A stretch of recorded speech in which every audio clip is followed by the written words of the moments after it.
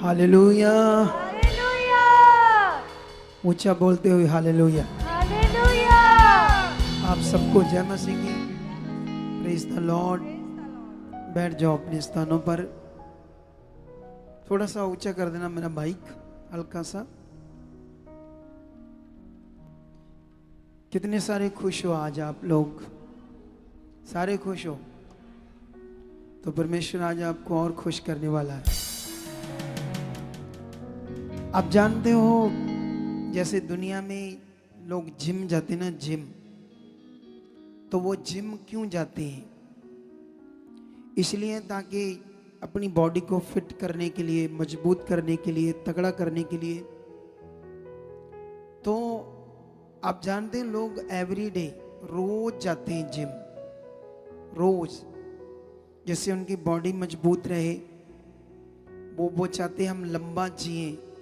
सबसे ज्यादा जिम जाते हैं फिल्म एक्ट्रेस। जितने को ज्यादा पढ़े लिखे लोग होते हैं वो ज्यादा जिम जाते हैं, आम लोग नहीं जाते। जैसे आम होते ना, 5-6 कप चाय पिया, जो मठियाई आई खाया, रोटियां आईया, कुछ भी आया खाया, पेट बाहर आया, तो बस माड़े मोटे काम किए है ना। लेकिन याद रखो, उनका जिम जाने का मीनिंग था अपनी बॉडी को मजबूत रखना। वो लंबा जीने की सोच से ऐसा करते हैं। ठीक है, वो बुरा नहीं करते, क्योंकि अपनी बॉडी को फिट रखना अच्छी बात है, बुरी बात नहीं है। लेकिन याद रखो, उनकी बॉडी जितनी मर्जी मजबूत हो जाए, जितने मर्जी शरीर में तगड़े हो जाए, जितने मर्जी उनके फिगर, शरीर दिखने में खूबसूरत लगे, लेकिन याद रखना वो अपने आप को एक्सीडेंट से नहीं बचा सकते, बीमारी से, मौत से नहीं बचा सकते। लेकिन तुम बचा सकते हो अपने आप को। हालेलुया। हालेलुया। जैसे वो एवरीडे जिम जाते हैं, तुम संगति में क्यों आते हो पता आपको? ये बड़ा विषय है, ताकि तुम रूह में मजबूत हो जाओ, रूह में तगड़े हो जाओ। सोचो, जिम जाने का भी फायदा है। तो तुम्हें खुदा के पास आना, हर मीटिंग अटेंड करना, और यहाँ जो एक तगड़ा होने का वचन मिलता है आपको, अब रूह में मजबूत होने का जो वचन आपको मिलता है, सोचो वो आपको कितना मजबूत करेगा। सोचो आप कितना आगे जाओगे। आप जानते हो, इसी तरह हम जब बाइबल पढ़ते हैं तो वो हमारे लिए बाइबल एक बड़ा शिक्षा और परमेश्वर की ताकत का, उसके होने का एक बड़ा प्रमाण है। परमेश्वर का पवित्र वचन। जब रूह में मजबूत थे शद्रक, मेशक, अबेदनगो, तो एक शैतानी हालात आया। जैसे हमारे जीवन में भी शैतानी हालात इधर उधर से आते रहते हैं, लेकिन जब उसका हालात आया, तो उनको हालात आया उस देश में, तो सारे यहूदी लोगों को कहा गया, क्योंकि वो गुलाम थे नबूकदनेस्सर राजा के, अपनी गलतियों से वो गुलाम हुए। लेकिन उसके बाद जब उस राजा ने मूर्ति बनाई एक सोने की, और सारे देश को कहा इसके आगे दंडवत करो, जो नहीं करेगा उसको जलते हुए आग के भट्टे में डाला जाएगा। लेकिन रूह में मजबूत लोग नहीं थे, तो सब डरते मारे उस मूर्ति के आगे झुके। लेकिन बाइबल कहती है ये 3 बंदे नहीं झुके। अब रूह में मजबूत थे, तो वो मौत का हालात क्या उन्हें मौत दे पाया? क्या वो आग जला पाई उन्हें? सोचते हो ऐसे कभी आप? जिस दिन आपके अंदर वचन चलना स्टार्ट हो जाएगा, फिर आप बड़ा जबरदस्त मजबूत हो जाओगे। इसीलिए पहले से भविष्यवाणी होगी थी कि यहां आने वाले लोग, चाहे कोई भी हो, कैसे भी हो। ओ कैमरा डबल व्यू कर सकता उधर। आज कम बंदे, आज बंदे कम है कि यहाँ बस दिमाग कम है? परमेश्वर आपको बरकत दे, बस मैं तो ये कहूंगा। इधर ध्यान दो थोड़ा सा। अब मेरी तरफ देखो आप लोग।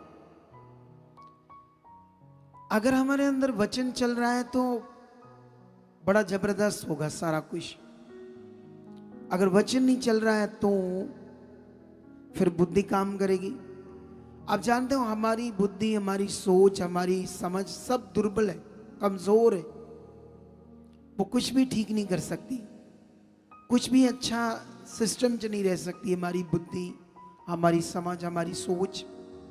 इसीलिए तो पवित्र आत्मा का दान है, इसीलिए तो परमेश्वर का प्रेम है, इसीलिए तो यीशु क्रॉस पर चढ़ा ताकि हमें अपना आत्मा दे और हम जीवन पाए अच्छा वाला।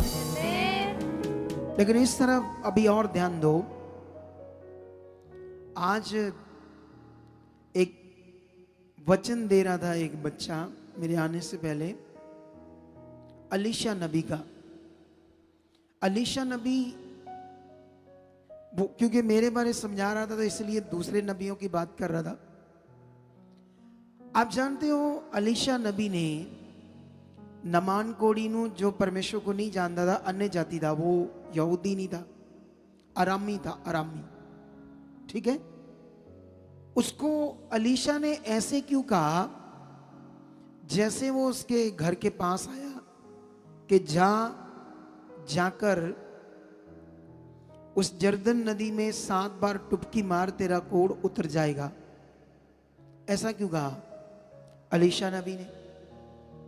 हालेलुया। कितनों को बात समझ आ रही? आप जानते वो पुराना नियम था और पुराने नियम में पवित्र आत्मा का प्रबंध नहीं था। नबियों के ऊपर आता था और नबी आत्मा की बातें सुनते थे, दुनिया को वो समझाते थे, लेकिन परमानेंट उनके अंदर आत्मा नहीं था जैसे आज है। लेकिन आज तो आत्मा पाए हुए लोग भी ऐसे लगते हैं जैसे बिना आत्मा से, ऐसा फील होता है।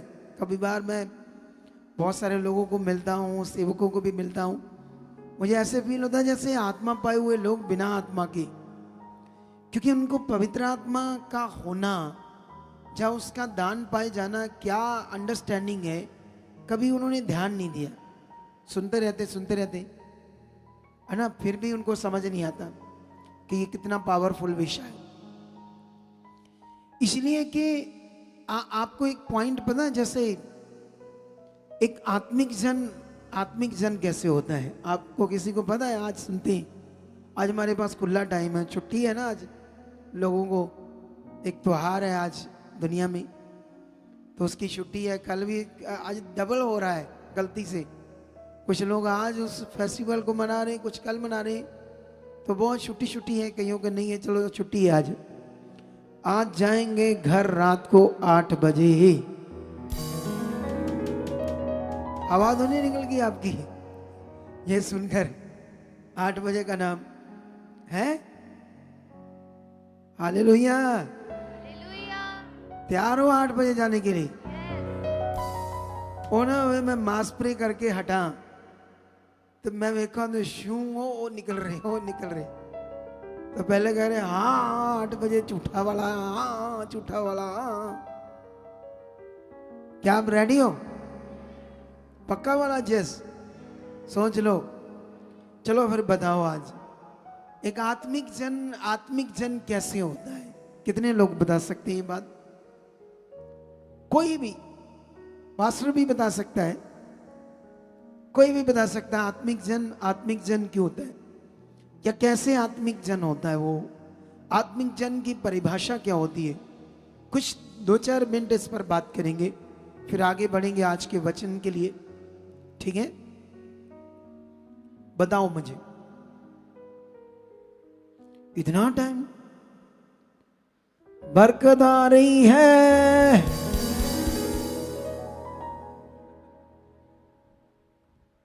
ये शब्द ना कलीसिया के लिए। हालेलुया। हाँ, जय मसीह बाबा जी। जय मसीह की। आत्मिक जन वो होता है जो परमेश्वर की इच्छा को पूरा करता है और कहे वर्डों पर चलता है परमेश्वर के। गुड। और कोई?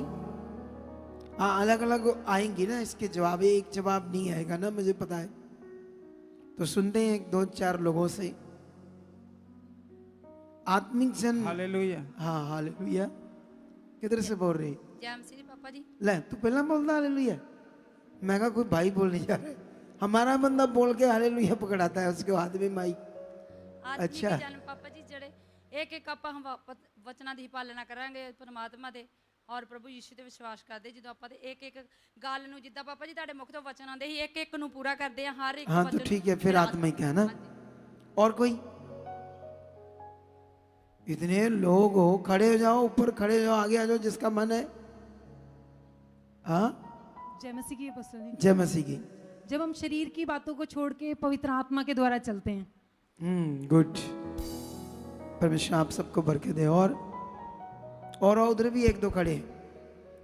इधर इधर इधर जल्दी हो जाता है, इधर चलो, उधर ही आगे आगे आगे। जय मसीह की पापा जी। जय मसीह की। आत्मिक जन वो है जो हालातों को नहीं देखता, हालात जितने मर्जी हो उन पे मन नहीं लगाता, जो परमेश्वर के दास सिखाते हैं उस पे मन लगाकर और पवित्र आत्मा की सहायता से वो आगे बढ़ता जाता है। वो रुकता नहीं है कहीं भी रास्ते में कि हालात के कारण मेरी लाइफ में ये होगा। वो भटकता नहीं है, वो सीधा परमेश्वर की ओर देखकर चलता है। ठीक है, आपको भी परमेश्वर बरकत दे। वो साथ लड़की खड़ी, उसको भी बुलवा लो एक आधा शब्द। जय मसीह की पापा जय जी। मसीह की। पापा जी आत्मिक वो जन होता है जिसके अंदर कोई बुराई नहीं होती है और जो प्रभु का दास सिखाता है वो उसकी सिखाई पर चलता है। ओके, गॉड ब्लेस यू जितने लोगों ने दिलेरी की। परमेश्वर सबको जिन्होंने खड़े होकर बताया बहुत सारी बरकत दे चुका है, क्योंकि सबने ठीक ठीक बोला, लेकिन जैसे मैं सोचता था वो बात बताते तो और अच्छा है, लेकिन फिर भी ठीक था। एक्चुअल में आत्मिक जन वही है, जब तक एक मनुष्य पवित्र आत्मा का दान नहीं पाता तब तक वो आत्मिक जन नहीं है। बाइबल ये कहती है कोई भी आत्मिक जन नहीं बन सकता इस दुनिया में बिना आत्मा से। किससे? जो पवित्र आत्मा का दान पाएगा। तो पवित्र आत्मा के दान के बारे में दुनिया को तो समझ नहीं है, वहां तो कोई ज्ञान भी नहीं है इस चीज का कि पवित्र आत्मा का नाम भी कुछ होता है दुनिया में। ठीक है, तो जो पवित्र आत्मा का दान पाएगा, बाइबल कहती वो, अगर रोमियो 8:9 पढ़ोगे तो वहां पर ऐसे लिखा, यदि तुम में मसीह का आत्मा है तो तुम शारीरिक नहीं आत्मिक हो, ऐसे करके लिखा है। ठीक है, सुनो अब मेन पॉइंट पर आते हैं। ये आत्मा मिलता कैसे है? ये पवित्र आत्मा मिलता है यीशु मसीह पर विश्वास करने से।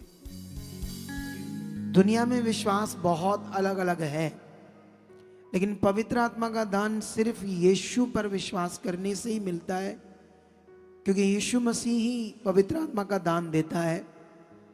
उसके बाद शुरू होता है आत्मिक जन का मतलब होता है ये सारा अनदेखा विषय अंदर का, अटर्नली बॉडी का, मटेरियल का, फिजिकल थिंग्स का, बाहरी कोई विषय नहीं है।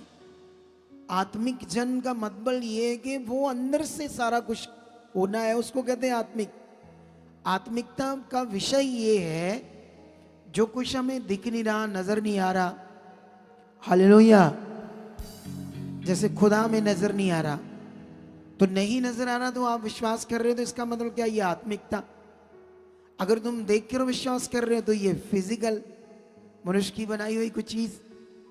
कितनों को बात समझ आ रही? अब जो वो नमान कोड़ी था वो अन्य जाति था, वो शारीरिक था। ठीक है, तो उसको आत्मिक चीज समझ नहीं आनी थी। क्या नहीं आनी थी? तो इसीलिए अलीशा ने उसको कहा, जा जर्दन में 7 बार टुपकी मार, तेरा कोढ़ उतर जाएगा। ये उसको समझ आनी थी, उसको तो ये भी समझ नहीं आया। इससे भी उसका उल्टा पुल्टा दिमाग हो गया। वो सोच रहा था अच्छा कोई चीज हाथ में पकड़ता, मेरे ऊपर हाथ लगाता, ये करता वो करता, तब तो मैं समझता मेरा भला होता। लेकिन क्योंकि उसको आत्मिक चीज अगर अलीशा आत्मा के द्वारा बताता तो उसको समझ नहीं आनी थी। लेकिन इसीलिए उसको शारीरिक था तो ये कहा गया, वो भी मानने के लिए तैयार नहीं था। लेकिन जब किया तो फिर वो कोढ़ से क्या हो गया, चंगा हो गया। लेकिन जब हम बाइबल में पढ़ते हैं, जितने भी लोग यीशु मसीह के पास आए या चेलों के पास आए, वो कुछ यहूदी थे, कुछ अन्य जाति थे, लेकिन वो सारे शारीरिक थे। उनके साथ भी कुछ कुछ ऐसे मटीरियलिस्ट चीज थोड़ा बहुत किया गया, थोड़ा बहुत, मतलब जितनी भी हीलिंग हुई 5% हीलिंग कुछ मटेरियल से बाइबल में दिखता है, 95% नहीं, 5%। लेकिन वो लोग जो शारीरिक थे, वो लोग जिनकी बुद्धि बिल्कुल आगे पीछे थी, ठीक है। लेकिन जब यीशु मसीह ने अपना काम पूरा कर दिया, पवित्र आत्मा का दान अवेलेबल हो गया, तो फिर क्यों शरीर की चीजें करनी है हमने। अगर आमीन ऊंचा बोलोगे तो बरकत भी आपको मिलेगी। कितनों को बात समझ आ रही? हालेलुया। हालेलुया। अब तुमने शारीरिक रहना है या आत्मिक बनना है? तो आत्मिक बनने के लिए तुम्हें आत्मा में चलने में ज्ञान समझना पड़ेगा। आत्मा कैसे काम करता है? आत्मा का काम है आपके उस शारीरिक समझ में, शारीरिक बुद्धि में, गलत बुद्धि में काम करना। गलत मन में आत्मा क्या करता है? काम करता है। ये काम कैसे करता है? इसका एक प्रैक्टिकल है, प्रैक्टिकल, क्योंकि ये पवित्र आत्मा का प्रबंध मिनिस्ट्री है, जो दुनिया का बाइबल का सबसे बड़ा विषय कि इस समय पवित्र आत्मा का प्रबंध है। तो वर्ल्ड में हम ही इसका सबसे बड़ा प्रचार कर रहे हैं। दुनिया को फिजिकल थिंग्स, चीजों से हटाकर, आप सोचो, जिसके पास पवित्र आत्मा है उसको कोई मटेरियलिस्ट चीज की जरूरत है? कोई ऐसी चीज की जरूरत है जिसके पास आत्मा है? बोलो। अब सवाल है कि आपके पास जो बलीवर आ रहे हैं, अगर सेवक है, तो आप उनको आत्मा से भरना चाहते हैं, तो फिर आत्मा में इस खाते जाओ, आत्मा में प्रैक्टिकल करवाओ। एक दिन वो फिर सीख जाएंगे आत्मा में चलना। इसीलिए आप जब भी लोगों को मिलोगे, मैं कई बार कई सेवकों को मिलता हूं, वो गप्पे मारते मेरे सामने। क्या मारते? मतलब उनके मुंह से पता लगता है ये बड़ी बधा चढ़ा कर बात कर रहे हैं, गप्पे मार रहे हैं। अरे हम लोग झूठे थोड़ी हैं, हमारा काम है सीधी सीधी बातें करना, साफ साफ बातें करना, क्योंकि हम पवित्र लोग हैं। मैं कभी कभी विश्वासियों को देखता हूं तो वो कहते हैं हमारे पास आत्मा है, लेकिन उनको बिल्कुल भी एबीसी भी नहीं समझ आत्मा क्या होता है, आत्मा में कैसे चलते हैं। तो आज कितनों को पता, मैंने संडे कुछ अनाउंस किया था, ये तो मैं स्टार्टिंग का एक तड़ी जमीन सेट कर रहा ही बोल ली। हालेलुया। क्या कर रहा था मैं? तुम्हारी जमीन को सेट कर रहा था। मतलब अगर आपकी जमीन, वो क्या कहते हैं, जब हार्ड है, हार्ड, तो बी उसके नीचे जाएगा, हार्ड जमीन में नहीं जाता ना, ऊपर ही रह जाएगा, तो पक्षी उसे अपनी चोंच से खा लेंगे या ले जाएंगे। तो इसलिए तुम्हारी जमीन वचन सुनने के लिए हार्ड चाहिए, मन की जमीन क्या चाहिए? नरम चाहिए ना, सॉफ्ट चाहिए, जिसमें बीज गिरते अंदर चला जाए और फिर वो उगे और 100 गुना फल लाए। तो इसीलिए जब आप परमेश्वर के पास आते हो, पूरे मन से आओ, दिल से आओ, तैयारी से आओ। एक दिन पहले प्रेयर करके सो, मुझे पिता तेरी संगति में आना है, आप मुझे तैयार कर चो, पवित्र आत्मा मुझ में काम कर चो। संगति 10 बजे शुरू होती है, मैं आधा घंटे पहले तेरे सामने घुटने टेकूं। जाओ, ये करके देखना, अपने शरीर को मार के देखना। हम सुनते हैं लेकिन मानते नहीं। हम सुनते हैं अपना लाभ का विषय। जिम लोग जाते हैं अपने लाभ के लिए, उनको फिजिकल रूप में, शारीरिक रूप में पता है कि जिम में जाना है, लाभ है, लेकिन वहां कितनी एक्सरसाइज करनी पड़ती, पसीना आता है, कितनी मेहनत लगती, कितना मेहनत लगती है उनकी, है ना। लेकिन यहां तो तुम्हारी कोई मेहनत नहीं। ये तो बड़ा पावरफुल है कि तुम आराम से बैठे हो और कोई तुमने मैट नहीं बिछाए, कोई इधर झाड़ू पोछा नहीं किया, है ना। जैसे शादियों में, बारातों में कपड़े डालकर लोग जाते हैं, बैठ जाते हैं। उसी तरह तुम आए हो टौर से, आराम से, कोई तुम्हें यहाँ हार्ड वर्क काम नहीं दिया ना। अगर देंगे शायद तो पता नहीं तुम क्या करो, सिर्फ आना है। जानते हो क्यों हम सारी चीजें राइटली नहीं कर पाते? क्योंकि हमारा शरीर है, हम अभी पूरे आत्मिक नहीं, हम आत्मा में चलना अच्छे से नहीं सीख पाए। इसीलिए हम वो राइट चीज जिससे लाभ है हमारा, 100% लाभ है, 100%। तुम अपनी आंखों के सामने देखते हो आत्मिक वचन जो नजर नहीं आता, जो बातें परमेश्वर ने कही है, लेकिन उनमें परमेश्वर की पावर है जो तुम देखते हो, है ना। जैसे थोड़े दिन पहले मैंने एक बहन को उठाया था संडे, वो होशियारपुर से आती थी 150 किलोमीटर दूर, और ये पहले स्पेन में बैठ जाती थी। वो पहले स्पेन में, सोचो अगर वो पहले स्पेन में बैठ रही है 150 किलोमीटर दूर आकर, तो इसका मतलब कितने बजे आकर बैठी होगी? संगति शुरू होने से पहले। उससे पहले 16 साल से उसका पति भटक रहा है, डेथ स्पिरिट काम कर रही, कितने लोगों की मौतें होगी, कितना देशों में, क्योंकि यहाँ कोई काम आता नहीं तो फॉरेन जाना था। यही पहले कुछ साल गया था, वहाँ अच्छा काम था, फिर वहाँ से सेटिंग खराब होगी। वो जानता था कि फॉरेन में कितना लाभ है, इंडिया में मेरे लिए कोई स्कोप नहीं है जैसे फॉरेन में। तो 16 साल से भटक रहा था, लेकिन जैसे उन्होंने शुरू किया यहाँ आना, सही शिक्षा सीखकर, इतनी दूर से कंटिन्यू लगातार वो संगति से पहले आकर बैठ रही, हर हफ्ते, और बीच में कभी कभी एक थर्सडे भी मार रही है संगति, उसको भी एक बार ले रही है। मतलब अगर 8 संगतियां हैं तो 5-6 ले ही रही है, इतनी दूर से आकर। और जिसका रिजल्ट क्या मिला? आज उसका पति अमेरिका में, हालेलुया। अमेरिका में। अगर वो ऐसा नहीं करती तो क्या ये पॉसिबल था? वो विश्वास से आने लगी, विश्वास से सुनने लगी, विश्वास से करने लगी जो खुदा कह रहा। ऐसा नहीं बस आओ बैठो चले जाओ और फिर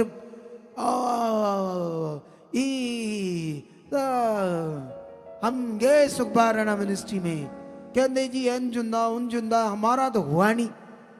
होगा कैसे? जो सीखा वो तो किया नहीं, कभी स्ट्रांग ध्यान दिया नहीं, कभी वो अच्छा मन बनाया नहीं। कितने लोगों को बात समझ आ रही है? ये करके देखना, शरीर को मार के देखना, आपका शरीर आपको हमेशा गलत रखेगा। आपका शारीरिक जीवन क्यों? परमेश्वर वो महान है जिसने दुनिया रची, वो उसने दुनिया रची, उसके सामने सारा कुछ हुआ है।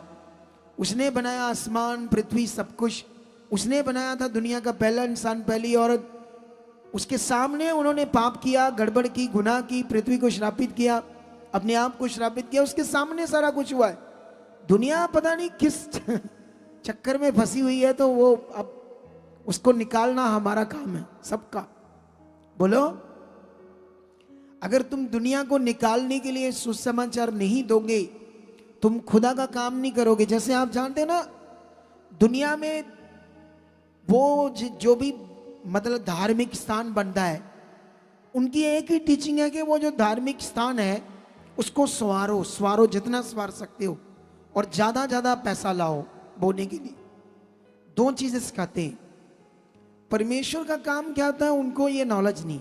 हमारे पास सबसे बड़ी भक्ति आपकी है परमेश्वर का काम, परमेश्वर का काम, परमेश्वर का गुड न्यूज, परमेश्वर के लिए जीना। और ये काम भी परमेश्वर खुद करेगा तुम्हारे साथ, तुम्हें नहीं करना। तुम्हें बस मन तैयार करना, तुम्हें बस अंगीकार करना, तुम्हें बस मांगना है। वो तुम्हें लेकर जाएगा, तुम्हें यूज करेगा, तुम्हें लोग मिलाएगा, बस में मिलाएगा, टेम्पो में मिलाएगा, ऑटो में मिलाएगा, ट्रेन में मिलाएगा, तुम एरोप्लेन में जाओगे वहां मिलाएगा, कहीं भी मिलाएगा, अगर तुम्हारी चाहत है, तुम्हारा मन है। अगर नहीं है तो परमेश्वर नहीं करेगा। तो सबसे बड़ा भक्ति का जो काम है वो ये है। समझ आया ना आपको? तो ये परमेश्वर बढ़ा लेगा आपसे, अगर तुम उसकी सबसे महान इच्छा यही है कि उसकी रूहें बचे, क्योंकि मनुष्य शैतान ने फंसा दिए दुनिया में, कैसे कैसे किस चक्री में फंसा दिए। जब तक उनकी बुद्धि बंद रहेगी, कितना भी सुने, कितना भी उनको सुनाओ, तब तक उन्हें समझ नहीं आएगी। जब बुद्धि खुलेगी आत्मिक, जब उनकी बुद्धि से शैतान का पर्दा उठेगा, तब उन्हें समझ आएगी परमेश्वर कौन है, सच्चाई क्या है। जैसे तुम्हें समझ आ चुका है, अब तुम्हारा काम है बढ़ना। आप जानते हो बाइबल के अंदर एक जगह पर प्रभु के चेले, जब प्रभु ने उनको काम के लिए भेजा, यही काम जो मैं तुम्हें समझा रहा हूं, जब वो काम करने के, गुड न्यूज देने के, सुसमाचार देने के, बीमार मिले, दुखी मिले, हालातों में मिले, दुष्ट आत्मा के सताए हुए मिले, उन्होंने दुष्ट आत्मा को निकाला। तो जो अधिकार उन्हें मिला था उसको उन्होंने यूज किया, बड़े आनंद से वापस आए, खुशी से। हालेलुया। हालेलुया। इसको YouTube में एक बार चेक करना, वॉइस ठीक आ रही है? पता नहीं, बाहर थोड़ा सा अजीब सा लग रहा है, थोड़ा सा, ज्यादा नहीं है। जब मेरा गला थोड़ा होगा आगे पीछे, सुनो देखो, जब आनंद से वापस लौटते हैं और कहते हैं प्रभु तेरे नाम में, तेरे नाम के कारण दुष्ट आत्मा में हमारे वश में, तो यीशु मसीह ने उन्हें कहा, अन्ना जैसे मान लो आज तुम्हें परमेश्वर के साथ वफादारी से चलोगे, तुम्हें कार दे सकता है, तुम्हें और गाड़ियां दे सकता है, पैसा दे सकता है, सोना दे सकता है, घर दे सकता है। लेकिन क्या ये हमारे लिए बरकत है सबसे बड़ी? यीशु मसीह ने वहां बताया, इस बात से खुश हो कि तुम्हारे नाम जीवन की पोथी में लिखे। हालेलुया। सबसे बड़ी बरकत ये। क्या तुम्हारे नाम जीवन की पोथी में लिखे? कभी चेक किया तूने? क्या तुम्हें समझ है कि मेरा नाम जीवन की पोथी में लिखा या नहीं लिखा? क्या तुमने इस पर कभी गौर किया या नहीं किया? क्योंकि आज मसीह जो लोग हैं उनकी दौड़ संसार की तरह है। आज अगर इस मिनिस्ट्री से कोई जाएगा ना, अगर हम उसको लगे ये मिनिस्ट्री सुखवाराना मिनिस्ट्री से बड़ी है या अच्छी है, ऐसा दिमाग में आए, तो उसके दिमाग में ये है कि मुझे और ज्यादा पैसा चाहिए, और चीजें चाहिए, क्योंकि यहां पर आने वाले कभी बिना बरकत के नहीं रहते। गारंटी है ये। अगर उसने छोड़ी तो उसका लालच और है, शैतान ने दिया है। वहां चाहे और कुछ ना मिले, लेकिन जीवन की पोथी से भी उल्टा पुल्टा हो जाएंगे। कितनों को बात समझ आ रही? क्योंकि हम तो जानते हैं हमारी मिनिस्ट्री में कॉन्टिन्यू स्पिरिचुअल किया जाता है लोगों। हमारा जो ज्ञान है सिर्फ लालच का नहीं है, ब्लेसिंग है, बरकत है। तुम किराए पर हो, तुम्हें घर देगा परमेश्वर। अगर तुम्हें गाड़ी चाहिए, कार चाहिए, तुम्हें मुश्किल है, वो देगा। पैसे चाहिए, वो देगा। जो तुम्हें चाहिए खुदा देगा। लेकिन इसके साथ साथ हम सबसे बड़ा विषय साथ साथ बनाकर रखते हैं, वो है स्वर्ग, वो है जीवन की पोथी में हमारे नाम लिखे जाने। इन बातों पर हम कंटिन्यू ध्यान दिलाते हैं लोगों का। लेकिन आज मैं आपको, संडे हम बात कर रहे थे किसी टॉपिक पर, मैंने कहा था मैं इस थर्सडे आपको एक वचन दूंगा। ठीक है? किसको पता मैं क्या वचन कहा था? चलो हम स्टार्ट करते हैं, अपने आप को समझ आ जाएगी आपको। ठीक है? तो आज वचन हम देंगे ज्योति के ऊपर। किसके ऊपर? यही मैंने कहा था। ठीक है? क्योंकि कल, आज भी कुछ करेंगे लोग, कल भी एक फेस्टिवल है, लोग मनाते हैं इस दुनिया में। उसके पीछे कोई उनका इतिहास है, लेकिन वो ऐसा है, दिए जलाते हैं ना, दिए। दुनिया क्या जलाते हैं? दिया जलाकर रोशनी करते हैं। वैसे बहुत सारे लोगों को पता नहीं होता ये हम दिया क्यों जला रहे हैं, क्यों रोशनी कर रहे हैं। बस एक ऐसे रीति रिवाज बनाए ना, एक फेस्टिवल बनाए। आप जानते हो ना, जब कोरोना वायरस आया था तो मोदी साहब ने एक काम करवाया था देश के लोगों से। यही करवाया था, दिया जलाओ, थालियां खड़काओ। लोग थालियां खड़का रहे, कहता कोरोना चले जाएगा, थाली खड़काओ। ये भारत देश महान हमारा, हालेलुया। हालेलुया। भारत देश महान, यहाँ के जो महान महान बंदे हैं ना, उनके काम बड़े महान है। थालियां बजाओ, कोरोना चले जाएगा। तो इधर दुनिया में बहुत कुछ हो रहा है, दुनिया की खुद भी समझ में नहीं है वो क्या कर रहे क्या नहीं कर रही। कितनों को बात समझ आ रही है? लेकिन हम आज से ज्योति के ऊपर वचन सीखेंगे। इससे पहले मैं आज जाऊंगा यूहन्ना की पुस्तक में आपके लिए, ठीक है, ताकि हम अपनी नींव को पक्का करें। यहां पर जब ये यीशु के ऊपर वचन है, बड़ा वचन, ठीक है, क्योंकि वचनों को तुम्हें समझना होगा। अगर तुम वचनों को समझ कर नहीं चलोगे तो तुम बड़े आम हो।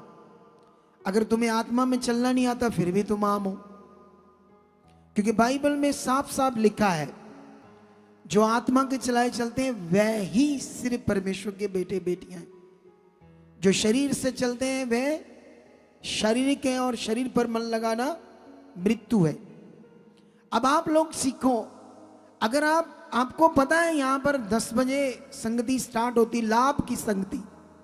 आप जानते हो डिपो में आपको पता चले कनक मिल रही है, जहां आपको नौकरी लेनी है तो नौकरी के लिए वो जो भी भर्ती है, जहां उनका टेस्ट है, तो जो भी टाइम है उससे कितने टाइम पहले पहुंचते हैं आप लोग अपने बच्चों को, या खुद जब आप कुंवारे जवान थे नौकरी के लिए कितने बजे पहुंचते थे आप? मतलब जैसे मान लो सुबह 8 बजे का टाइम है तो पहुंच जाते होंगे ना 10 बजे आप लोग, बोलो, नौकरी के लिए। वहां उल्लू दिमाग बड़ा काम करता है, सच्ची। मुझे खुद को पता है कि मैं जब आर्मी की, मेरा फादर कहता तुम आर्मी की भर्ती देख, मैं कहा मेरा नहीं कोई शौक, मुझे नहीं आर्मी में भर्ती होना, क्योंकि मुझे ये भी एक फील था कि मेरा कद 1-2 इंच नीचे रह जाएगा। तो मैं, वैसे भी मेरा मन नहीं था, मैं बिजनेसमैन बनना चाहता था, कुछ बड़ा करना चाहता था। लेकिन उसने भेजा तो मुझे याद है 7 बजे भर्ती थी, हम वहां 3 बजे पहुंचे, रात 3 बजे। इतनी जल्दी लाइनों में लगना, ये करना वो करना है, क्योंकि वो एक जॉब है जिससे पैसे मिलने, जीवन तो नहीं मिलना। इतना फोकस बनाया तो जहां जीवन मिलना, सब कुछ मिलना, वहां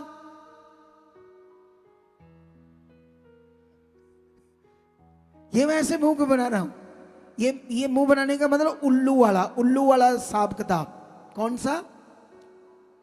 ऐसे आगे चल गई, ऐसे नहीं चाहिए।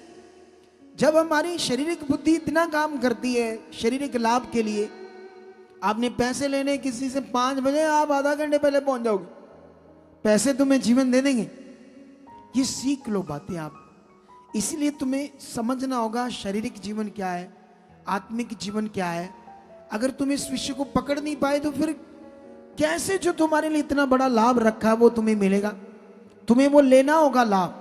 लेने के लिए तुम्हें ध्यान देना होगा, तुम्हें शुरू करना होगा। शुरू इससे करो, एक सबसे पहले अपने टाइम सिस्टम को सेट करो।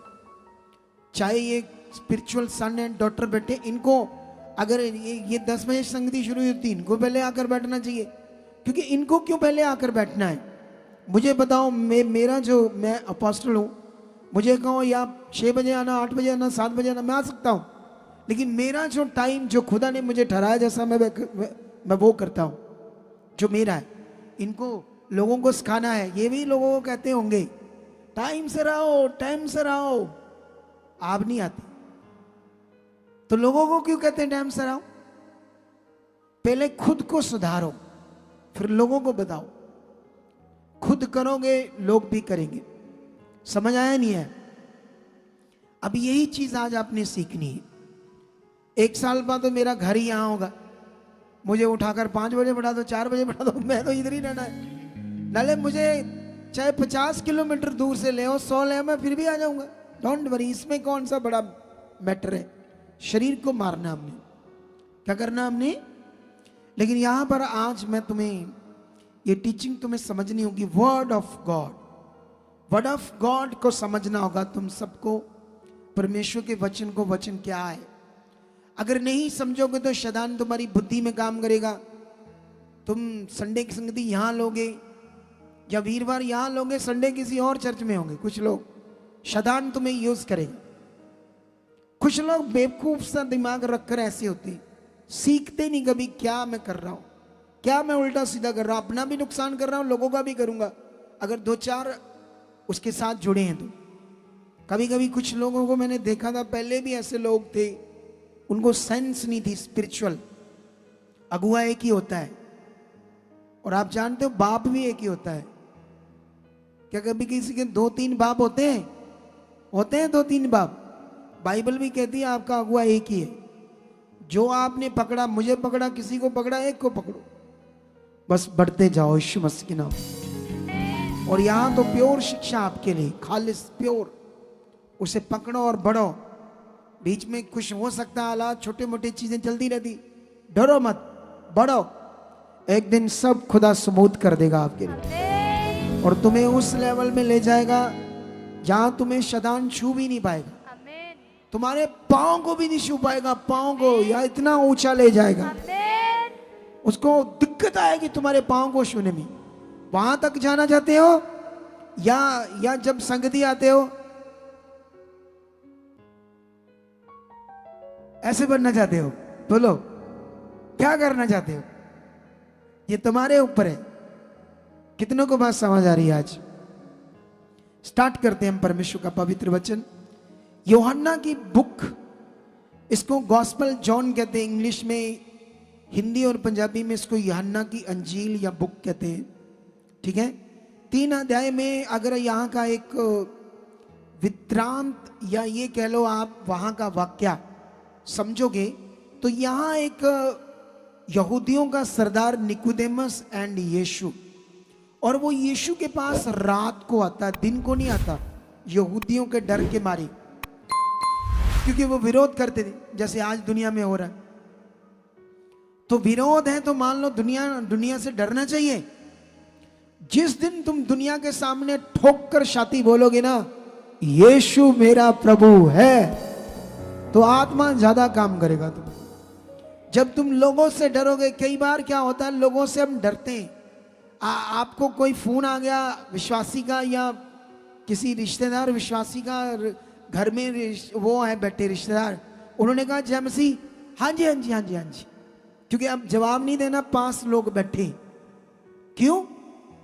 तुम्हें जीवन मसीह से चाहिए तो रिश्तेदारों से क्यों डरते हो? नाले वो प्रभु परमेश्वर है, असल वाला प्रभु परमेश्वर, जिसके द्वारा तुमने स्वर्ग जाना, कोई और रास्ता है ही नहीं। यीशु ने कहा सत्य मार्ग और जीवन मैं हूं, बिना मेरे द्वारा कोई पिता के पास बिना मेरे द्वारा कोई पिता के पास नहीं जा सकता। इस दुनिया में ये गारंटी से लेकर ले लो। लोगों को नहीं समझ, इसीलिए उसने हमें खड़ा किया, तुम्हें खड़ा किया। तुम्हें बढ़ना होगा उसके काम के लिए, तगड़ा गुड न्यूज देनी होगी, तगड़ा उसके सामने रखना होगा मन। एक दिन तुम ऊंचे किए जाओगे। तुम्हें जीना होगा उस खुदा के लिए जिसने तुम्हें चुना। तुम्हारी रूह बची। अब ये क्या है तुम्हारे हालात हुलूद, ये छोटी छोटी बीमारियां, छोटे छोटे हालात, कुछ भी नहीं है। आगे बढ़ो बढ़ो, ये खत्म हो जाएंगे। वो मरो, वो ऐसे सोचो ना, उसके वचन के अकॉर्डिंग सोचो। अगर तुम उसके वचन के अकॉर्डिंग सोचोगे तो सोचो, वो तो मरे हुओं को जिंदा करता है। जो मरे हुए को जिंदा कर सकता है, जिंदा इंसान के जीवन को ठीक क्यों नहीं कर सकता?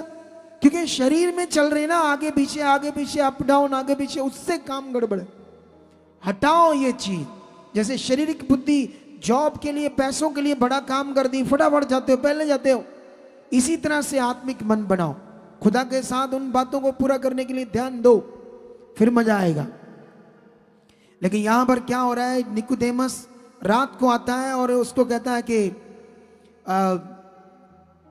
मैं जानता हूं प्रभु तू परमेश्वर की ओर से ही आया है, क्योंकि जो चमत्कार पावर की चीजें तू करता है कोई नहीं कर सकता। बिना परमेश्वर से जो नहीं आया वो नहीं कर सकता। लेकिन यीशु मसीह उससे वर्ड देता, कई बातें होती है, कई सारी बातें, लेकिन वो यहूदियों का सरदार होकर भी आत्मिक बातों को नहीं समझता। इसीलिए आज क्रिश्चियनिटी में आत्मिक ज्ञान क्या है और फिजिकल थिंग्स क्या है, इनमें राइट अंडरस्टैंडिंग नहीं। और जानते हैं इनकी राइट अंडरस्टैंडिंग करवाना दुनिया में थोड़ा सा कठिन काम है, लेकिन इतना भी कठिन नहीं है कि ये होगा नहीं, होगा। बोलो, क्योंकि आपको फिजिकल रखना, फिजिकल थिंग्स पकड़ाकर आपके हाथों में, ये आसान है, ये ज्यादा फायदा का काम है सेवक के लिए। लेकिन मुझे नहीं करना है, मुझे वही करना है जो स्पिरिचुअल है।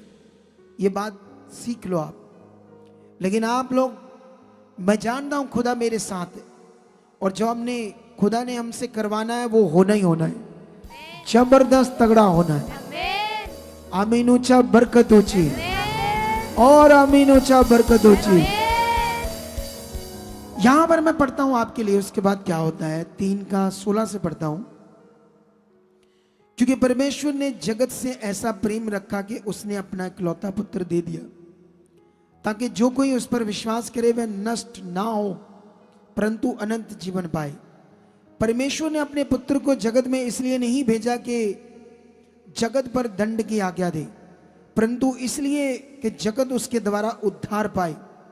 जो उस पर विश्वास करता है उस पर दंड की आज्ञा नहीं होती, परंतु जो उस पर विश्वास नहीं करता वह दोषी ठहर चुका है, इसलिए कि उसने परमेश्वर के इकलौते पुत्र के नाम पर विश्वास नहीं किया।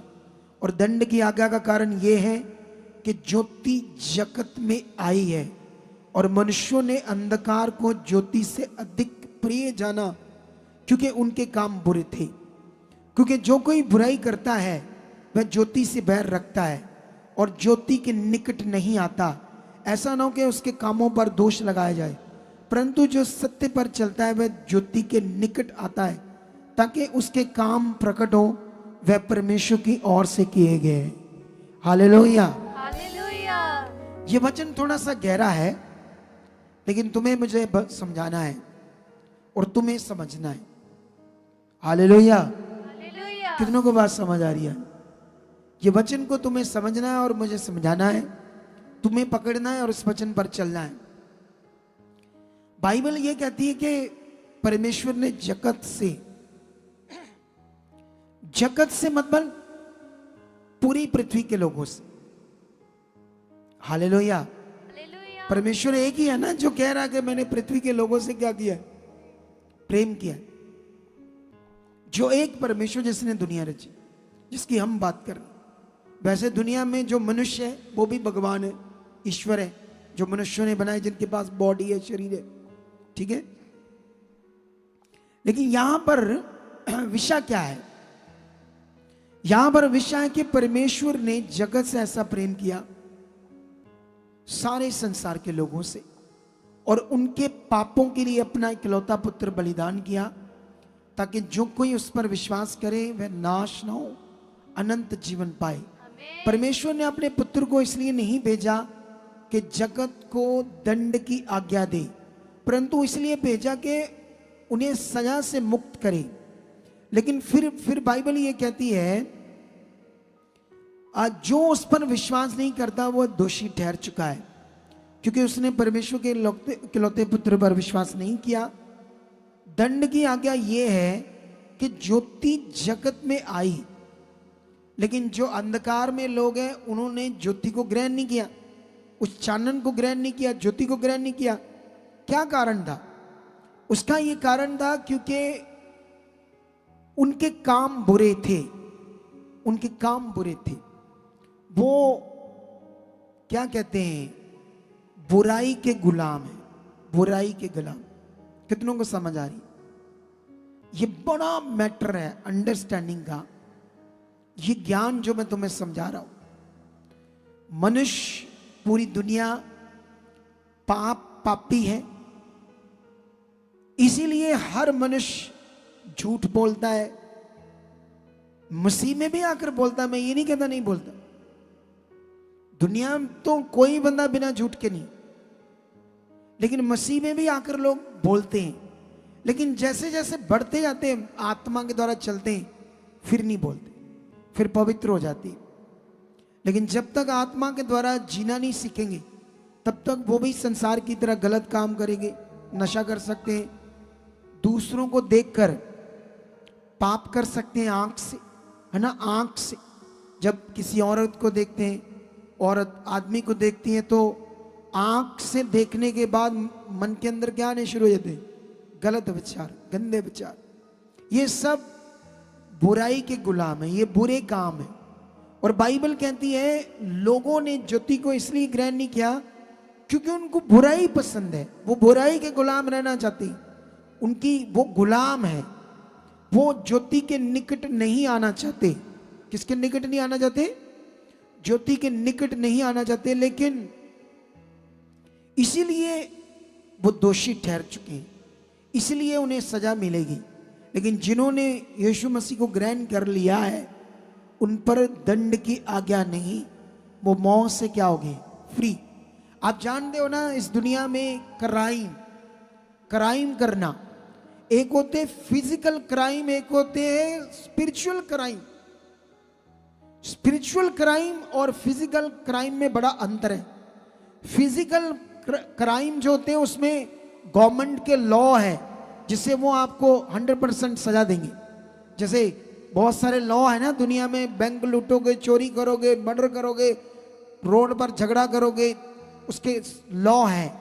वो फिजिकल क्राइम है। स्पिरिचुअल क्राइम दुनिया को समझ नहीं आती, गवर्नमेंट को समझ नहीं आती, लेकिन उनकी सजा किसने देनी? खुदा ने। और दुनिया कर रही स्पिरिचुअल क्राइम। जैसे आप कोई खाने पीने की चीज बेच रहे हो, उसमें मिलावट कर रहे हो, ये स्पिरिचुअल क्राइम है। वैसे तो ये फिजिकल क्राइम भी है, लेकिन ये माना जाता है। कितनों को बात समझ आ रही? हेरा फेरी करना, लोगों को गंदी नजर से देखना, ये स्पिरिचुअल क्राइम है ना। ये बहुत सारे, लेकिन मेरे पास अभी टाइम नहीं कि मैं तुम्हें डिटेल से समझा पाऊं, लेकिन इतना क्योंकि मुझे अपने टॉपिक को आगे लेकर जाना है। कितनों को बात समझ आ रही? स्पिरिचुअल क्राइम की सजा किसने देनी? तो स्पिरिचुअल क्राइम जैसे दुनिया का, जिसने तुम्हें बनाया, शरीर दिया, जिसने तुम्हें सांस दिया, तुम उसकी भक्ति नहीं करते, उसकी जगह तुम उसकी करते जो कोई मनुष्य है या कुछ भी नहीं है, तो ये भी स्पिरिचुअल क्राइम है। लेकिन शैतान ने बुद्धि बंद की है तो समझ नहीं आती और लगा हुआ है।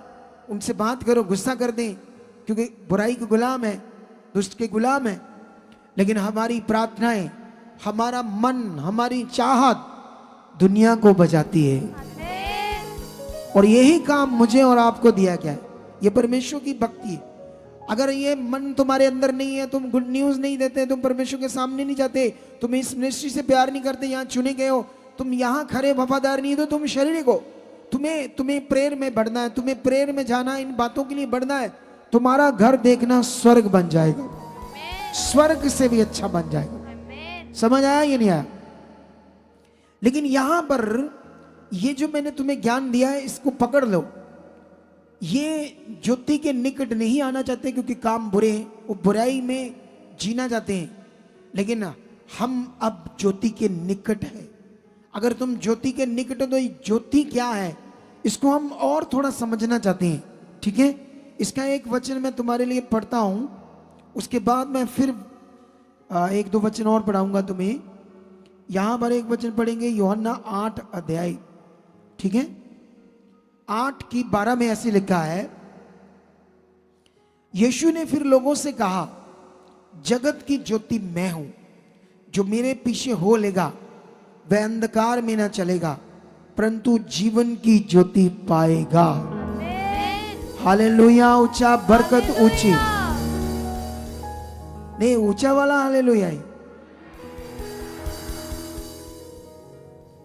बोला है अपने मुंह से या नहीं बोला है? हाथ खड़ा करके। अगर नहीं बोला तो ध्यान रखो, बोलना है। क्या करना? आपने एक्टिव रहना खुदा के साथ। लेकिन यहां पर यीशु ने कहा, जगत की ज्योति मैं हूं, जो मेरे पीछे चलता है वह कभी अंधकार में ना चलेगा, वह जीवन की ज्योति पाएगा। और जान दे, ये जब वचन यहूदियों फरीसियों के सामने खड़े होकर यीशु मसीह ने बोला, तो वहां पर जो एक्शन और रिएक्शन आया वो बड़ा रॉन्ग आया।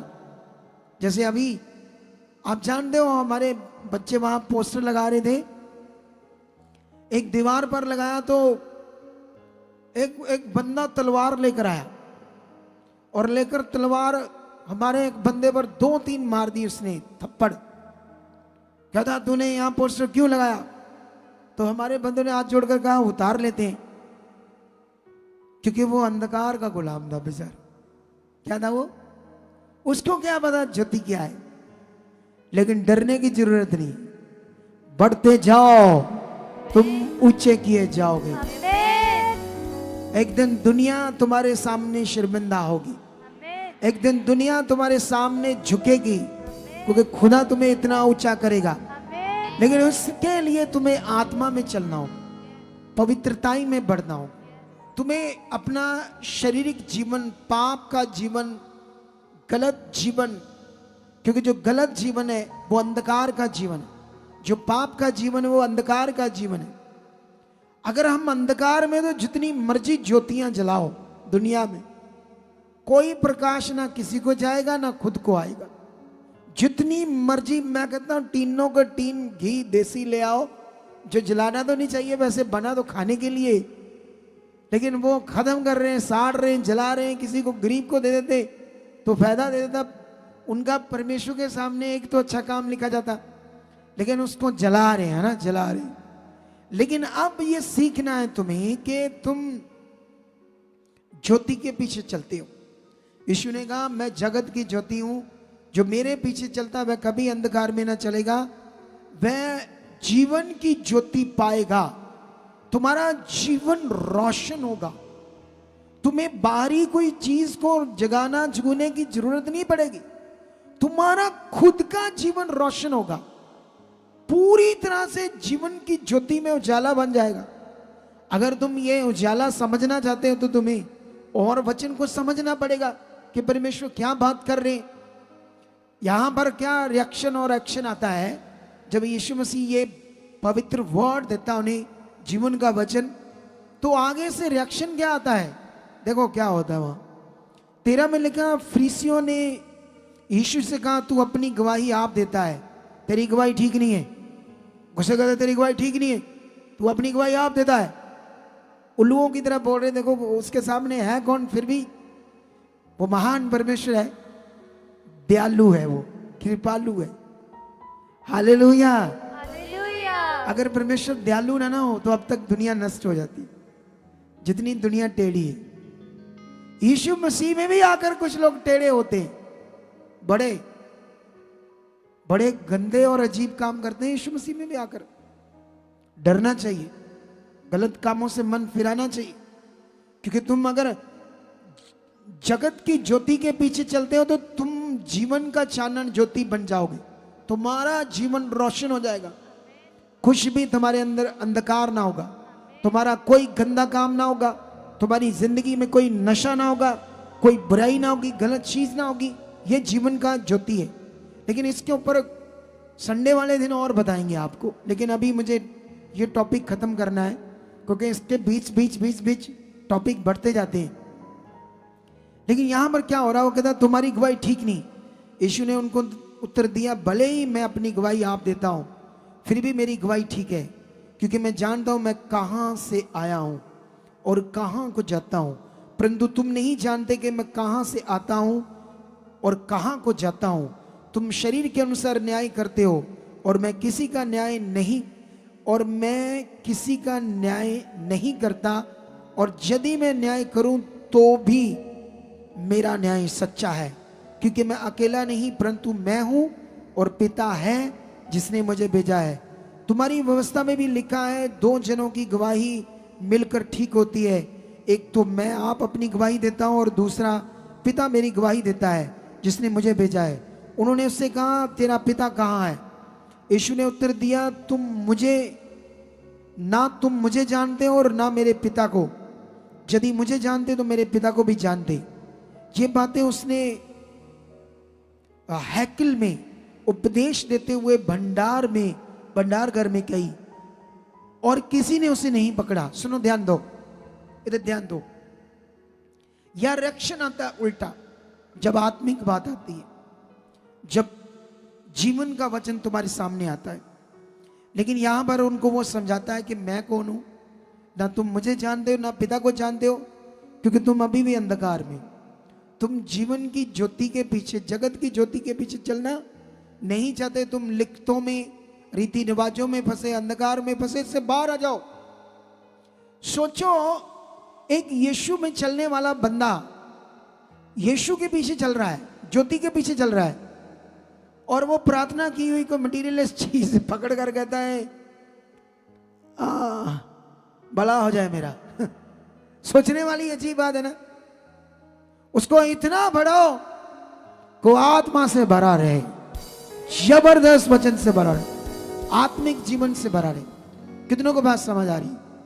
लेकिन यहां पर ये बड़ा विषय है, वो अंधकार में थे, इसीलिए जगत की ज्योति के पीछे नहीं चल रहे थे। लेकिन अगर हम उसके पीछे चलेंगे तो हमारा जीवन सारा रोशन हो जाएगा। इसके लिए मैं तुम्हें एक वचन पढ़ाता हूं आज। लूका की पुस्तक में हम जाते हैं। लूका की पुस्तक का एक वचन पढ़ेंगे हम लोग 11 अध्याय में, ठीक है। 11 अध्याय की 33 वचन से लेकर 36 वचन तक हम पढ़ेंगे। क्या लिखा यहां पर? कोई मनुष्य दिया जलाकर तलघर में या पैमाने के नीचे नहीं रखता, परंतु दीवट पर रखता है कि भीतर आने वालों को उजाला पाए। तेरे शरीर का दिया तेरी आंख है, इसलिए जब तेरी आंख निर्मल है तो तेरा सारा शरीर भी उजाला है, परंतु जब वह बुरी है तो तेरा शरीर भी अंधेरा है। इसलिए चौकस रहना कि जो उजाला तुम में है वह अंधेरा ना हो जाए। इसलिए यदि तेरा सारा शरीर उजाला हो और उसका कोई भाग अंधेरा ना रहे तो सबका सब ऐसा उजाला होगा जैसा उस समय होता है जब दिया अपनी चमक से तुझे उजाला देता है। हालेलुया। हालेलुया। कितनों को बात समझ आ रही है? यहां पर समझ आ रही कि नहीं आ रही? ये उदाहरण वो उदाहरण है जैसे पुराने जमाने में लाइट, रोशनी, बत्ती नहीं होती थी। जब रात पड़ती थी तो वो हम लोग भी दिए से रोशनी करते थे। एक रोशनी दिए से, एक वो सोर्स, ऐसा फिजिकल पॉइंट के जैसे आज हम इलेक्ट्रिसिटी से है ना ये रोशनी की है। तो जब आज से कई सालों पहले, हजारों सालों पहले बत्ती नहीं थी तो लोग इन चीजों से रोशनी करते थे। वो अलग विषय है, वो तो एक मैटर है, सिस्टम है। लेकिन एक धार्मिक विषय से रोशन करते हैं चीजों को, धार्मिक पर्पस से। लेकिन धार्मिक पर्पस से किसी चीज को ना हम रोशन कर सकते हैं ना खुद को कर सकते हैं। खुद को रोशन करने के लिए तुम्हें यीशु के पीछे चलना पड़ेगा। जब तुम यीशु के पीछे चलोगे तो पवित्र आत्मा तुम में काम करेगा, और जैसे पवित्र आत्मा काम करेगा तुम वचनों को समझोगे। तुम्हारे अंदर जब वचन होंगे, पवित्र आत्मा होगा, तुम परमेश्वर के पीछे चलोगे तो फिर तुम्हारी आंख क्या होगी? निर्मल होगी। क्योंकि हमारे शरीर का जो दिया है वो क्या है? आंख है। अगर तुम्हारी आंख बुरा देखती है तो तुम्हारा शरीर भी सब अंधकार में, पाप में। जब तुम्हारी आंख निर्मल है तो तुम्हारा शरीर क्या, तुम्हारा हर एक हिस्सा क्या है? निर्मल है। उसमें क्या हो चुका है? सब कुछ तुम्हारे जीवन के हर कोने में क्या हो चुकी है? रोशनी हो चुकी है। अब रोशनी कहां करनी है? अंदर करनी है, बाहर करनी है? बोलो, है अंदर करनी है ना। रोशनी का असली मतलब तो यहां पूरा होगा, बाहर तो इतना मतलब नहीं है। इसीलिए हम, बाइबल कहते हैं हम संसार से अलग किए हुए लोग हैं। कौन लोग हैं हम लोग? हालेलुया। हम संसार से अलग किए हुए लोग हैं, संसार से। कितनों को बात समझ आ रही है आज? तो इसीलिए इस चीज को समझो। एक वचन और पढ़ाता हूं आप लोगों के लिए, ठीक है? उसके बाद ये देखो क्या लिखा वचन में। ये यूहन्ना की जो पुस्तक है 1 अध्याय, यहां पर लिखा है 1:1 में लिखा, आदि में वचन था और वचन परमेश्वर के साथ था और वचन ही परमेश्वर था। यही आदि में परमेश्वर के साथ था। सब कुछ उसी के द्वारा उत्पन्न हुआ और जो कुछ उत्पन्न हुआ उसमें से कोई वस्तु उसके बिना उत्पन्न नहीं हुई। उसमें जीवन था और जीवन मनुष्यों की ज्योति था और ज्योति अंधकार में चमकती है और अंधकार ने उसे ग्रहण न किया। और यहां पर एक और 9 से पढ़ते हैं, सच्ची ज्योति जो हर एक मनुष्य को प्रकाशित करती है, वह जगत में आने वाली थी, वह जगत में था और जगत उसके द्वारा उत्पन्न हुआ और जगत ने उसे नहीं पहचाना। वह अपने घर आया और उसके अपनों ने उसे ग्रहण नहीं किया, परंतु जितनों ने उसे ग्रहण किया उसने उन्हें परमेश्वर की संतान होने का अधिकार दिया। हालेलुया। हालेलुया। अब ये कितना बड़ा वचन है। वचन में लिखा, उसमें जीवन था और वह जीवन मनुष्यों के लिए ज्योति था और ज्योति अंधकार में चमकती है और अंधकार ने उसे ग्रहण नहीं किया। जो लोग आज यीशु मसीह को ग्रहण नहीं कर रहे, आज अंधकार में अभी भी, उनके काम बुरे, उनकी सोच बुरी है, उनकी आंख बुरी है, वो चलते फिरते हैं, उनके दिमाग में गंदी बंदी बातें चलती हैं। यीशु मसीह में जो चलता है उसके अंदर नहीं चल सकती ये बात, क्योंकि वो अंदर से रोशन होना चाहिए। क्या तुम ऐसा रोशन होना चाहते हो? असल जीवन तो ये है।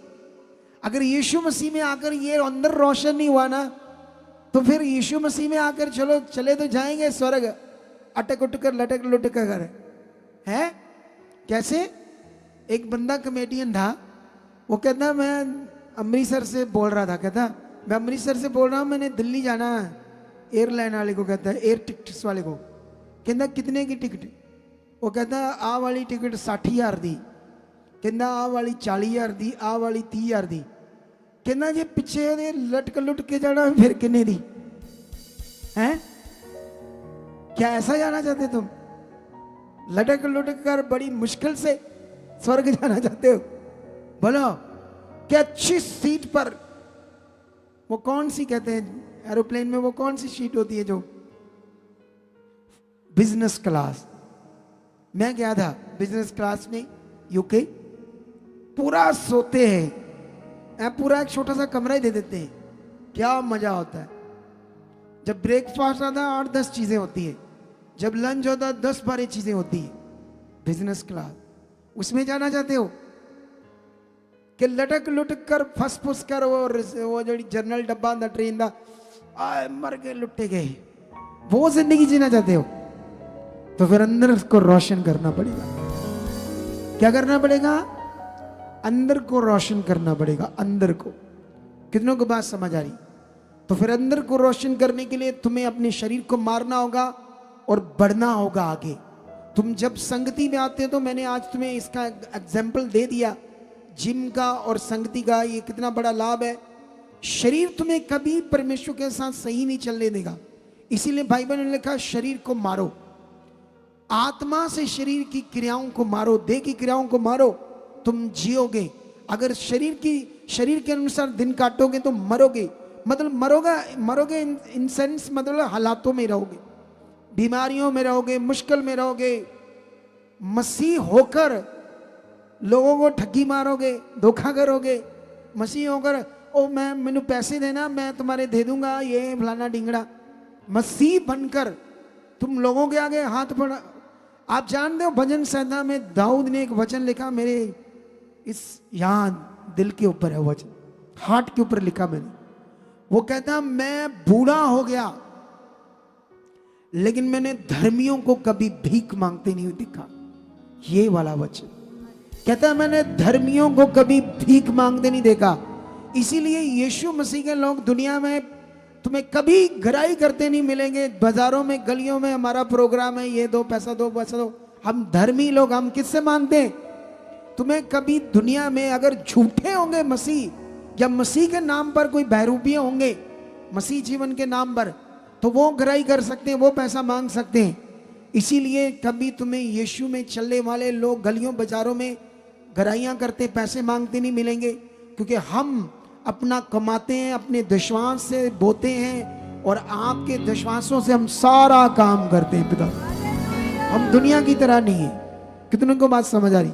वो वचन मेरे दिल की तख्ती पर लिखा है। वो कहता, मैं बचपन से लेकर बूढ़ा हो गया लेकिन मैंने धर्मियों को कभी भीख मांगते नहीं देखा। भीख मांग, धर्मी बनना है ना, पूरा अंदर से रोशन होना है। और जानते ये कितना बड़ा वचन है, अंदर से पूरा रोशन होना। आई होप इसको संडे जारी रखेंगे। तैयार हो सीखने के लिए? अंदर से पूरा रोशन होना। तो अंदर से हमने रोशन करना है, इसके लिए तुम्हें फिर चलना पड़ेगा। रेडी हो जाओ। इस संडे जब तुम आओगे बड़ी दलेरी से आना, तैयार आना, टाइम से पहले आना। और जानते हो संडे क्या है? प्रभु भोज है। प्रभु भोज, प्रभु भोज में ये क्या कहते हैं, अंदर से रोशन होने के ऊपर हम वर्ड देंगे। इसको आप लोगों ने पकड़ना है और आगे बढ़ना है, क्योंकि जो जो जो जीवन जो हमारा उस जीवन जगत की ज्योति के पीछे, यीशु के पीछे चलने का जीवन है ना, वो तगड़ा है, पावरफुल है। वो ऐसा नहीं है,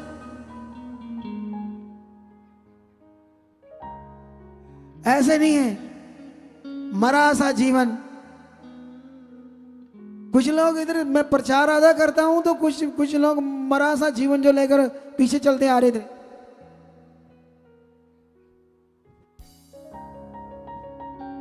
कितने बैठी है बैठो, खाली है। सोचने वाली बात है, मरा सा जीवन जी रहे। अरे तुम रोशनी जीवन वाला जियो। कौन सा जियो? तुम, बाइबल में लिखा मत्ती में, तुम जगत की ज्योति हो। तुमसे लोगों को उजाला मिलना चाहिए। क्या तुम्हारे अंदर ये वचन है, मैं जगत की ज्योति हूं? तुम्हारे घर में नूह आई, तू सास बन गई या तू सास वाली बन गई? चिपड़ चिपड़ चिपड़ चिपड़ बन गए जी मसीह, सास वाले थे बहू बन गई। चिपड़ चिपड़ चिपड़। तुम में और संसार में फर्क क्या है फिर? काम रोशन। बढ़ो आगे, भरो उसके आत्मा से। क्या भरो? उसके आत्मा से भरो, आत्मा से। सीखो ये चीज, सीखो सीखो जबरदस्त जीवन। उजाला भरो। जब तुम्हारे अंदर उजाला होगा ना, तुम्हारा विरोध करने वाले, चाहे वो आपका पति हो, चाहे सास हो, चाहे सास अच्छी हो तो बहू हो, कोई भी हो, भाई हो, बहन हो, चाचा, मामा, ताया, कुछ भी, अगर तुम्हारा उजाला भरा है, फिर देखना मजा जिंदगी का। जैसे जिद करके बैठ गया था ना वो मूसा, कहता प्रभु मैंने तेरे दर्शन करने हैं, मुझे हट कर लिया उसने, मैं तुझे देखना, यहोवा पिता तू मुझे अपने दर्शन दे। उसने उसे समझाया, तू मुझे नहीं देख सकता, तू मनुष्य है, तू नहीं मुझे देख सकता। उसने ज्यादा जिद की, क्या उसने कहा, जा उस गुफा में। फिगरेटिवली लिखा कि परमेश्वर ने अपनी बैक साइड का उसको हल्का सा दर्शन दिया, जिससे वो सहन नहीं कर पाया। गुफा से इतनी दूर से बाहर जाकर गिरा, क्योंकि वो सहन नहीं कर पाया। ऐसे गिरेंगे तुम्हारे सामने जब तुम उजाला बन जाओगे, कोई तुम्हारे सामने खड़ा नहीं हो पाएगा। क्या नहीं हो पाएगा? तो ऐसे बनना है तो फिर रेडी हो जाओ। आज से इस वचन को पकड़कर पूरे जीवन को, अंदर से एक कोना भी, एक पासा भी अंधकार नहीं रहना चाहिए। फिर होगा असल जीवन। असल जीवन जो ज्योति के पीछे चलने का जीवन है। आई होप इन वचनों के द्वारा हम बढ़ाते जाएंगे लोगों को, और मेरा फेथ है एक दिन लोग इतना बढ़ जाएंगे इस मिनिस्ट्री के द्वारा, सचमुच ज्योति की तरह प्रकट होंगे, ज्योति की तरह प्रकट होंगे। तो आइए हम प्रार्थना करते हैं आपके लिए, बीज के लिए हम अपने सीड्स को बोएंगे, और बड़ा जोरों शोरों पर है हमारा क्रूसेड। कौन सा? बठिंडे का।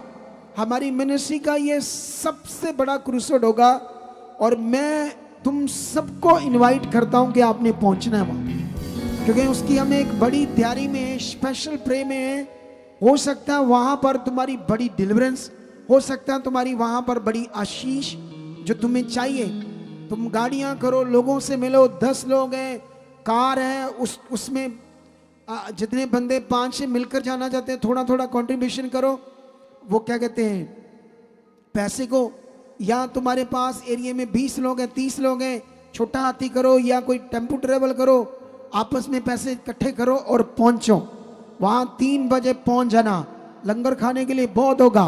पहले से एडवांस से थोड़ा थोड़ा बता रहा हूं, लेकिन ये बढ़ना है तुमने। रेडी हो?